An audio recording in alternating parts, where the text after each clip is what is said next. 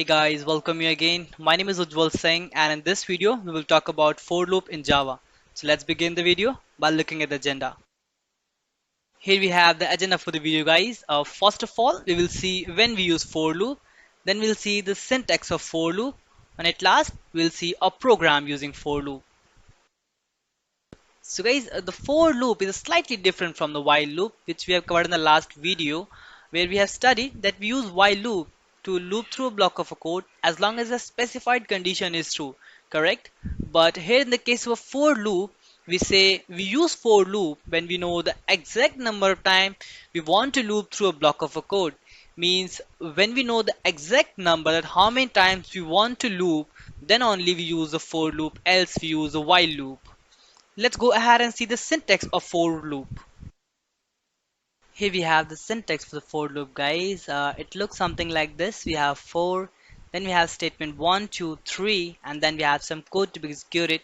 You may be wondering what this statement 1, 2, 3 means. So I want to inform you here, like if you have go through the programming language C and C++, you maybe know what this statement 1, 2, 3 means, but if not, you still don't need to worry. Let's just quickly go ahead and jump to the program so understand that what will come on the place of statement 1, 2 and 3 and how this whole for loop gonna work for us. Here we have the example for the for loop guys. We have made a class here that says for loop example and then we have this for loop here. Let's go ahead and see how this for loop gonna work for us with this three statement 1, 2 and 3. So it says int, which is an integer that says I is equals to 0, which means the initial value of I will be 0. Then it says I is less than 5, which means we're gonna loop this until the value of I is less than 5. Then it says I plus plus, which means every single time we have to increase the value of I by 1 after checking this. So let's go ahead and see how this is gonna work. So first of all, it will check if I is less than 0. So yes, the value of I is 0, which is less than 5. So it will print 0 here. So let's go ahead and run the program so we can check that thing simultaneously. So yeah, here we have the output for this program that says 0, 1, 2, 3, 4, and this is how it's gonna work. But the moment it will reach 5, like it will reach here when it's I equals to 4, it will check if 4 is less than 5. So yes, it is.